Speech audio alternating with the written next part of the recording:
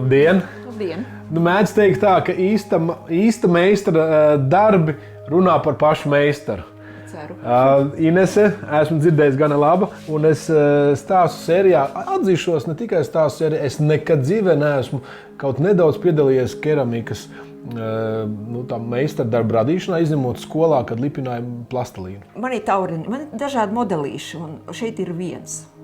Taurnīts, jā. Taurnīts, jā. Un šeit viņš ir noslēpies, un jūs viņu varat lēnām taisīt vaļā, tad tu. Jā. Un taisi viņu vaļā, noņem vienu gumiju. Nav svarīgi, kur krāsa, jā? Nē, jā. Vispirms, kas ir apakšā, to liek pēc tam ņemam. Tā, man... Droši, jā. Turu cieši. Jā, tagad skatāmies, kā viņš nāk labāk vaļā. To jau Ines labāk šādi, jā? Jā. Tas tā kā bērnu, tā kā kinderolā izņem ārā iekšā mantiņa. Tur apmēram tā ir, jā. Tas sarežģītākais ir tas, kad... Jā, viss labi. Tas sarežģītākais ir tas, kad šī formiņa ir jāuzstājas tā, lai to modelīti var izņemt no viņas. Tā lēniņā, jā. Tātad ņemam skalpeli, kā jau pie operācijas. Kā jau ķirurgam? Jā. Nogriežam visu to, kas ir liekas. Tagad tās tā kā... Apakšu. Redziet, tur ir, kur viņš tika lietas iekšā, tur ir apakšā tāda nevajadzīga vietiņa tāda. Tad lēniņa... Pirmais grieziens tev? Labi, es šūšu. Es skatos, tur ir pieredze ir liela. Nē, pacietība vajag ļoti, jā. Šeit jau tas viss izskatās gana vienkārši, bet sākums tāds nebija. Cik gadus apakaļ pirmo reizi... Tā teikt, skalpels un ģipss un māls bija... Bija mākslas skola, un pēc tam bija 20 gadi, es strādāju pa keramiķi. Un tas bija... Katru dienu? Tas ir darbs katru dienu? Jā, tas ir, profesijā strādāju. Jā. Un tas bija Vidzemes radošā darbnīcā Betes. Tur, tie, kas ir tādi manā vecumā, ja, tie zina tādu vietu. Labākajā meistara vecumā. Jā. Un tad 20 gadus es biju prom no tā. Jo? Sapratāt, ka... Tad es domāju, ka varbūt, kad ir grūti ar to. Bet tagad es sapratu, bet tagad es domāju, kad ir grūti bez šī.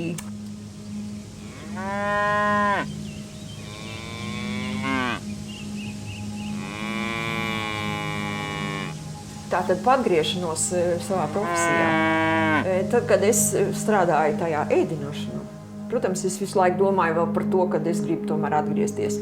Un tad šis bija gandrīz, protams, ne jau visu laiku, bet 2 gadu darbs pie tā, kad es izdomāju, ka mums vajag Latvijā skaistu suvenīru. Kad, daudz cilvēku domā, ka tas vārds nav labs suvenīrs, ja, bet es domāju, ka Latvijā var lepoties ar zilo govi. Aha. Tā.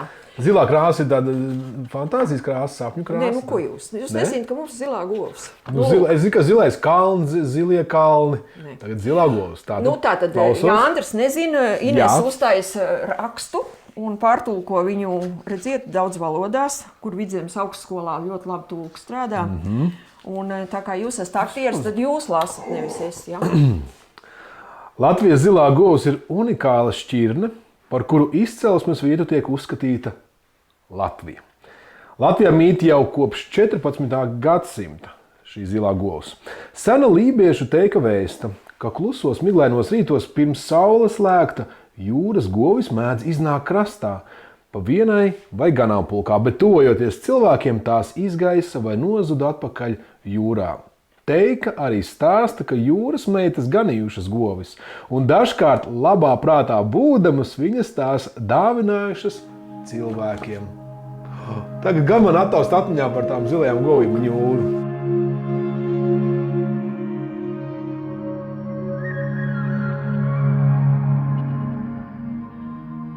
Ines, kādēļ tu esi izvēlējusies tieši strādāt ar mālu, vai māls nav vienīgais, tā teikt, izemateriāls? Tagad es strādāju arī ar porcelānu, bet es ar mālu, to, ka es strādāšu ar mālu, es zināju bērnībā. Es sēdēju, bija tāda padomu laikā lielie novadgrāvji, un es atradu tur mālu, un no māliem es taisīju ķiņķēziņus. Un, man liekas, tā bija kāda 4. klase, kad es zināju, ka es iešu mācīties uz mākslas skolu un kad es būšu keramiķi. met viņu vidū. Pagaid, nav īsti. Nav. Pastum viņu. Vidū jau nevar trāpīt, kas tad būs tālāk. Nebūs labi. Es vienkārši, Droši. arī tas galiņš man dara. O, forši. Vienkārši saprast, kā tas viss darbojās. Cik interesanti. Un drusku vairāk uz zāru viņš paliek lielāks. Es gan godvārds nezinu, kas tas beigās būs.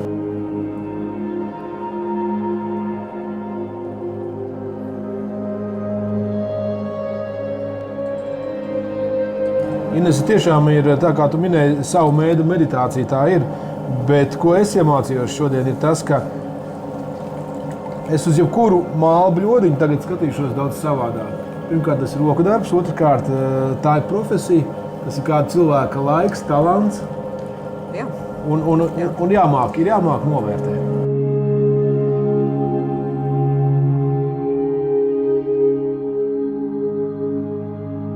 Tas, ka virpa nepieciešams, par to es pats pārliecinājos, bet tik daudz no keramikas es zinu, ka arī krāsnes ļoti svarīgi. Bez krāsnes nav nekas. Nav ne siltums, ne? Nē, protams, jā. Cepeškrāsni viņi nevar izcept. Jā.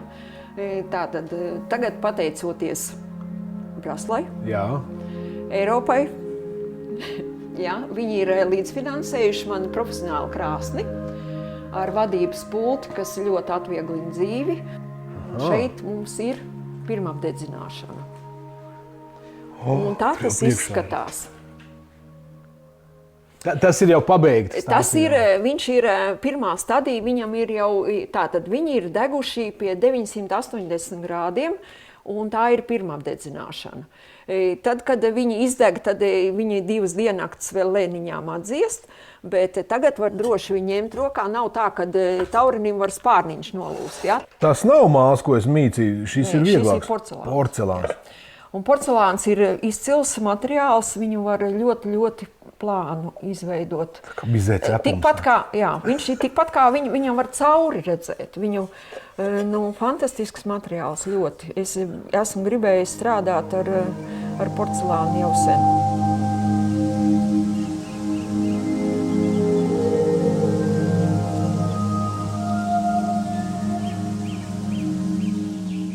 Radošiem cilvēkiem mēdz teikt, ka kosmos nāk 6 no rīta vai nakts vidū vai lietainā laikā. Ines, kad tev ir radošākais brīdis? Es esmu pēcpusdienas cilvēks. Man no rīta es varu tikai kafiju dzert un lēnām domāt par dzīvi un skatīties pa logu ārā. Un tad pie vakara, tad jau ir kosmos. Jā. Kosmos? Es novēlu, lai par dzīvi būtu jādomā aizvien lēnām, nesteidzoties baudot. Savukārt meditācija ir pie virpas. Labi, jā. Es piekrītu. Paldies. Atā.